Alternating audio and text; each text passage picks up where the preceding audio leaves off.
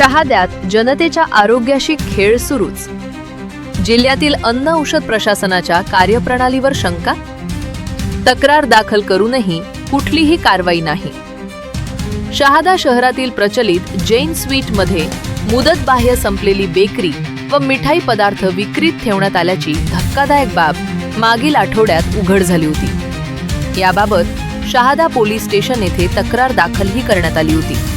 मात्र तक्रार दाखल करूनही संबंधित स्वीट व्यावसायिकावर अन्न औषध प्रशासन व स्थानिक प्रशासनाने कुठलीही कारवाई न केल्याने शहरातील नागरिकांनी प्रशासनाच्या विरोधात तीव्र संताप व्यक्त केला आहे। शहरातील नामवंत स्वीट व्यावसायिकाने मुदतबाह्य पदार्थ विक्रीच्या हा धक्कादायक प्रकार पाहता नाश्त्याच्या पदार्थांसोबतच आता दुग्धजन्य पदार्थांच्या दर्जा आणि शुद्धपणाबाबतही शंका व्यक्त केल्या जात आहेत। या पदार्थांची विक्री करताना त्या पदार्थाच्या निर्मितीची तारीख आणि एक्सपायरी डेट याचा स्पष्ट उल्लेख असायला हवा।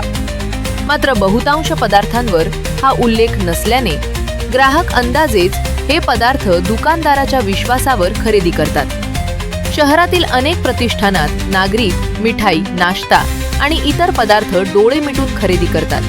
हे पदार्थ ताजे आहेत किंवा नाही याची शहानिशा करण्याची उठाठेव ग्राहक क्वचितच करतात। याच विश्वासाचा फायदा घेत नफेखोर व्यावसायिक नागरिकांच्या आरोग्याची खेळ करत आहेत। मात्र इतक्या गंभीर बाबी असूनही अन्न सुरक्षा विभाग, नगरपालिका, प्रशासन व संबंधित यंत्रणा गांभीर्याने कारवाई करत नसल्याचा आरोप सुज्ञ नागरिकांकडून होत आहे।